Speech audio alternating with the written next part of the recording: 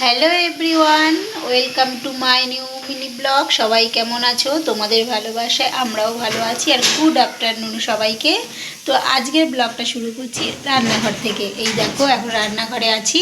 তবে রান্নার ডিপার্টমেন্ট তো আমার নয়, রান্না অলরেডি কমপ্লিট হয়ে গেছে। শুধু এই যে মূলো পাতা বাটাটা, এটা আমি রান্না করছি। আর এখানে এই যে ভাত হয়েছে, আর বাদ বাকি যা রান্না হয়েছে সব তোমাদের দেখো। এখানে পালং শাকের তরকারি হয়েছে, সিমির জন্য ডাল, মাছ ভাজা, আর হয়েছে মাছের এই যে কই মাছের তেল কই হয়েছে। এটা করেছে দিদিভাই। এগুলো সব রান্না দিদিভাই করেছে। শুধু এই যে আমি শুধু পাতা বাটাটা করছি, এটাই করছি। আর ভাত বাকি সব দিদিভাই করে নিয়েছে।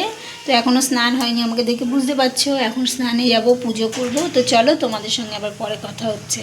তো দেখো, তোমাদের সঙ্গে কথা বলতে বলতে দেখো আমার স্নানও হয়ে গেছে। আমি স্নান করে রেডি হয়ে চলে এসেছি ঠাকুর ঘরে, কারণ ওই যে বললাম পুজো দিতে হবে।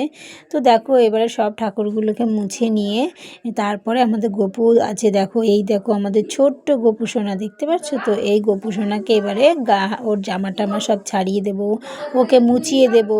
কারণ গরমকালে স্নান করাতাম, এখন শীতকাল তো, তাই আর স্নানটা করায় না, গা হাত পা মুছিয়ে দিই। তো এই করে চলো পুজোটা সেরে নিই।